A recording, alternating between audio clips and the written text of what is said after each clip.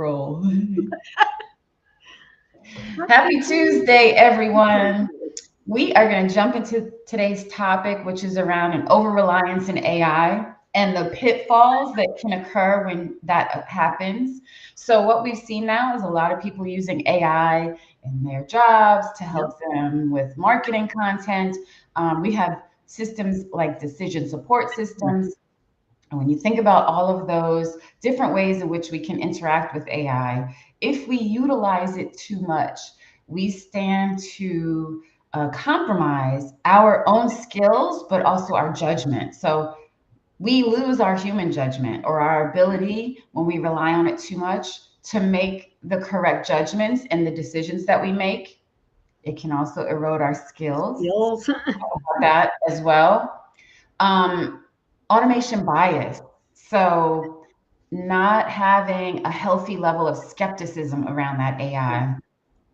It can also reduce our interaction with other people. And so, when you think about an over reliance on AI, when we encounter chatbots or Yeah. phone systems, Yep. the lack of human interaction can cause some real friction in getting things done. And then, as a bonus, I think we need to talk about missing those edge cases or unique Yep. scenarios that we as humans have the ability to catch because there might be patterns that don't fit within the defined model or algorithm that's being used. So we'll talk about that as well. So let's jump in. What are your thoughts about? And again, you came up with this one. So what are your thoughts about this topic? Well, I think this isn't to take away the value of AI and automation. It's great for efficiency. It's great for really complex tasks that maybe there are a lot of data points that need to be analyzed. But yeah, I mean, you and I had this discussion last week. You can over rely on it. I know the first topic is, loss of human judgment. You're just relying on that AI. You don't want to go to a doctor. You might want them to use AI, it's part of that diagnosis because, it's got great data in there. But you sure hope they're going to look at details related to you and based on their experience, and not go, oh, the system told me this, so we're going to treat this. So, you can become over reliant on it and not question what the data, what the AI is telling you. Or you just lose sight of what's going on in the system. We'll just call it a system, and something goes wrong. Well, you've become so reliant on the AI that humans got to come back in the mix. I know we've talked about this before. Yeah, So situation awareness. yes, exactly. And so, how do you bring that human back in the loop to correct? So anyhow, I know we can run through all of them. Skill erosion. I mean, I Mhm. think the perfect example. My dad was a fighter pilot, so and then he flew after he retired, from the military. And it is true that they get they start relying on the automation and the skills erode. So, oh, Mhm. there's a problem. Autopilot is either messed up or can't handle something. Do you still have the skills to step in? So, there are a lot of places things can go south Mhm. if you don't have that human component considered in whether it's the UI, whether it's the training, whether it's the Mhm. use cases, and that feedback loop. And that reminds me of some of the more kind of old school human factors terms like habituation, Yes. where you get so engrossed in just relying on the AI that you almost habituate how you interact with it and don't, like you're saying, use proper judgment to ensure that what you're seeing actually makes sense. When you couple that with automation bias, Yeah. then Hmm. this is where it's key to look at how do you open up that black box and have some level of transparency in the algorithm, the reliability of suggestions, information, recommendations to allow for some level of healthy skepticism. Yep. You have to have that. it's the same scenario we saw, 20, 30 years ago with automation. There has to be some level of skepticism in knowing that the system can't just go off and do things on its own. And so when you think about AI, you've got to think about what either it's providing you in terms of information, but also how it helps augment your job or your decisions, that you are still vigilant in making sure that you are staying on top of, okay, where did this information come from? Is this the right information and the right application based on what it's suggesting? So you've got to ensure that you don't over rely on just taking it for face value and just doing what it says you should do. Right. And when you're designing the systems, you need to think about, like you mentioned, that transparency. Mhm. What for when things go wrong, or that human judgment is Mhm. needed. How is the system giving you that confidence? Or is there a way to judge that confidence? What is it using to make those decisions, in That's case you right. need to work backwards, or to know, hey, wait a minute, my experience tells me there's something else I need to consider as well. So Yes, and when you think about how do you accomplish this, so as leaders or those that are implementing AI, one of the ways in which you do that is to have periodic training yeah, where people are forced to do things manually. And a yep. really good basic example that burns me up every time I see it is when I go to a store and a young person who never had to learn how to count change manually Yes. relies on the system to tell them how much change to provide when you give them cash. That's the perfect example of either I'm over reliant on this system to either spit the money out or tell me how much to give you. And then when you have to actually do that manually, I've had a number of instances where they either shortchanged me or gave me too much money back. And I, unfortunately felt bad for them that at the end of the You day, gave her that. they're going to be in trouble because the register is short. Yep. But if you think about that, that came from either not acquiring those skills in the beginning, or not re-energizing, or going back and kind of sharpening those skills over time, and so you lost them. You lose them. Yeah, Yes. And yeah. training is really important in that regard. Ongoing, you have to make sure, if you can't handle it through something that you're designing in the system to keep that Mhm. person active and engaged, then yes, you need to build in the training, and even just that continuous feedback Mhm. to the system, so that when algorithms need to change, when new data is identified or needed, you need that feedback loop to know how your system's performing, and Mhm. that's going to require a human, or at least today. That's still going Yes. to require a human being.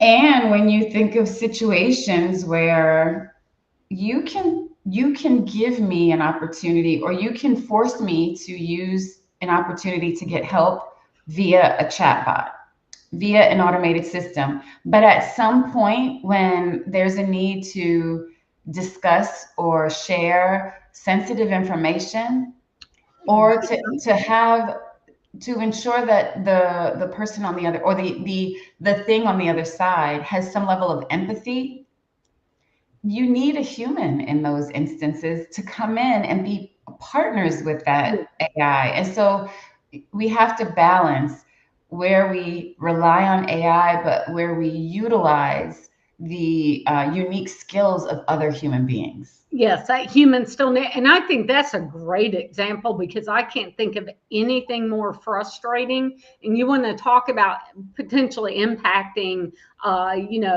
satisfaction with your product or your service. Get on one of those chat bots. Have that automated help, and your situation is too complex. The Mhm. system's not built to handle every single scenario. And if Mhm. you don't make it easy for me to figure out, no, connect me, and Mhm. I'm digging around for the next hour and may never find Mhm. a way to contact a human, that has a significant negative Mhm. impact on that person's experience and their perception. Mhm. So I'm glad you mentioned that one. That's one of the top things we hear when we get out there And looking at leveraging, because the chatbots, that automation is really helpful for a lot of scenarios, but not everything. not So, everything. yeah, And where you have people who are, they don't know how to describe their need or their question, that are not technically proficient, yes, that may not be strong in the language that the mhm, system is used to deciphering or translating. And so when you have those situations, think about a project that we're working on, you have to ensure that where you leverage that chatbot makes sense, yep, because at some point that human that's looking to get help may need to have another human intervene to right. accelerate that process. So And maybe it's make the, that easy. yes, and make it easy. And maybe that AI is the first step to help you field, the yeses and those that need to be the nos. And then once you get to those yeses, maybe that's where you've now filtered out those that don't qualify or need to go elsewhere. And now you have a smaller bucket of people who have needs that should be ushered forward with another human being. Exactly. So you're still taking that heavy weight off of, let's say, your Mhm. support people or Mhm. whatever it may be. It's still accomplishing its goals where now those same people can focus on these complex situations, and you've left everyone with kind of that happy feeling, when they're done. Exactly. Yeah. Exactly. And you help to make things more efficient, but you didn't go too far in trying to build in efficiencies by saying, okay, we can automate this whole process and leverage AI to Yeah. help address it. Yeah. When you think about those edge cases, I always think about working with quality teams that are looking for bugs or challenges or things that fall outside of the range of acceptable. Hmm. And there is a level of judgment that's necessary to make those calls. And so when you think about utilizing AI, you've got to, or the models may have limitations. You think about the ways in which a human can come in, and those unique scenarios or judgments that are needed can come from that human. But then that allows you to take that insight and further improve or optimize your model based on what you've learned from those That's what humans we're in the doing. loop. Yeah, yeah. And we've seen that like with, some of the self-driving cars, for instance. Exactly. They come across an unusual road sign, that it hasn't been trained to, what one, the ongoing feedback loop would allow for that eventually to be built in. But Mhm, in the meantime, that probably means the system needs to go, oh, let me just not assume something and mhm. run into that other vehicle or the pedestrian.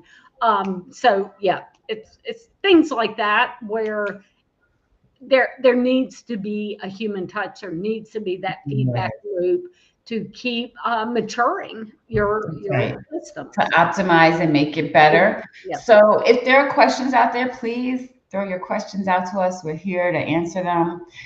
Just as a recap, we're looking at the fact that an over reliance on AI can make a system that intends to build in efficiencies, build in optimization.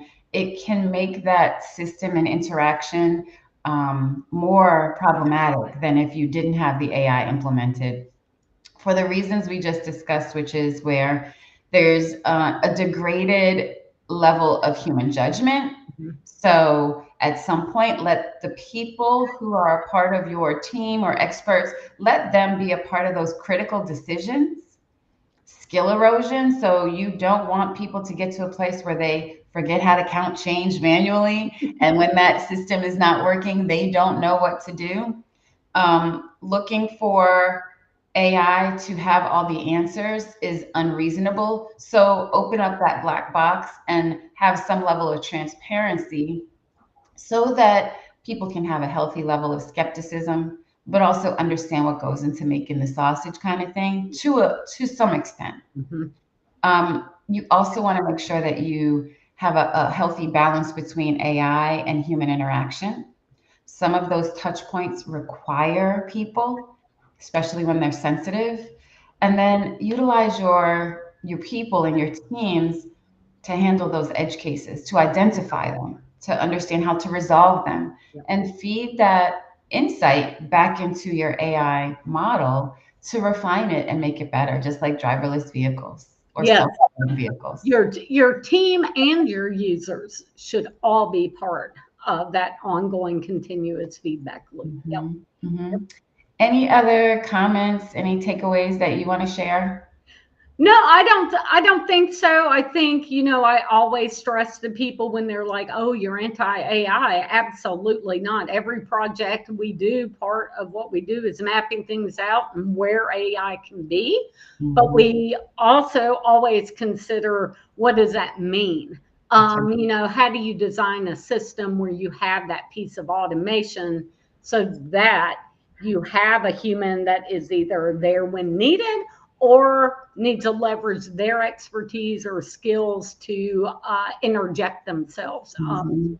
correct something, or just to realize, hey, I need to look at this. I need to Mhm. analyze this myself, with the help of whatever AI is providing. And trust, we didn't really cover it, but trust is a big part of this. And m- many of the areas, when we talk about over reliance and the things that can go wrong, it degrades trust in the system Yes. from your user, but also your consumer, the person on the other side that might be consuming services or suggestions or information. Yep. So keep that in mind. Well, with that being said, thank you so much for listening today. You know how to get to us, info@leangeeks.net. Have any questions or comments, please feel free to reach out, and have a great week, and we'll